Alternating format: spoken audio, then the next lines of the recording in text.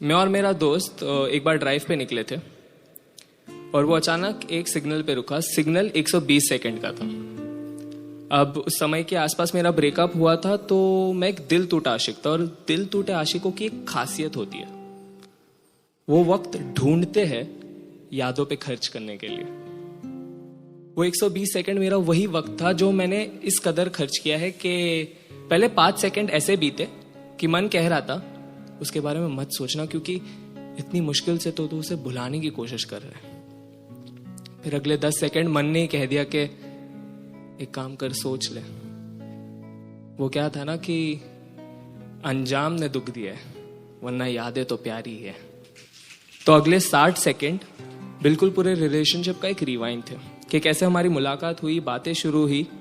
मैंने चिट्ठी लिखकर अपने प्यार का इजहार किया था, उसने इनकार कर दिया था। मैं जब दुखी होकर चल के जा रहा था तो उसने हाथ थाम कर मुझे कहा कि सुनो, मजाक कर रही थी, मुझे भी इकरार है। हम बिल्कुल एक रोमांटिक पिक्चर में, एक रोमांटिक गाने में दिखते एक रोमांटिक कपल से थे, दुनिया से बहुत दूर, एक दूसरे के साथ उलझे हुए, एक दूसरे की खोज में। वो चांद तारों की तरफ देखकर कहा करती थी कि कितने खूबसूरत है ना ये। मैं उसकी तरफ मुड़कर कहता था कि हाँ, बहुत। हम कभी डेट पे जाया करते थे तो वो बात करती थी इंडिपेंडेंसी की, पर जैसे बिल आता तो मेरे तरफ सरकाते हुए कहती, सुनो ना, पैम्पर मी। उसके तारीफों में मैंने कुछ ऐसा लिखा था कि उसकी मुस्कान मेरी कहानियों की सियाही थी। फिर आते 30 सेकंड। 30 सेकंड झगड़ों के। अब माना कि झगड़े प्यार के मुकाबले कम ही थे, पर रिश्ते का अंजाम उन्होंने ही तय किया। झगड़े ऐसे जो बिल्कुल बेफिजूल से थे, जो सुलझाए जा सकते थे पर सुलझाए नहीं गए।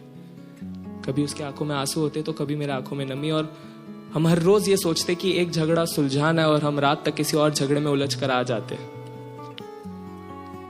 आखिरी के 5 सेकंड मानो पूरा कमरा मुझसे पूछ रहा हो कि अब तू तो कुछ बोल, इस कमरे की चुप्पी तो तोड़। अजीब होता है जुदाई का गम।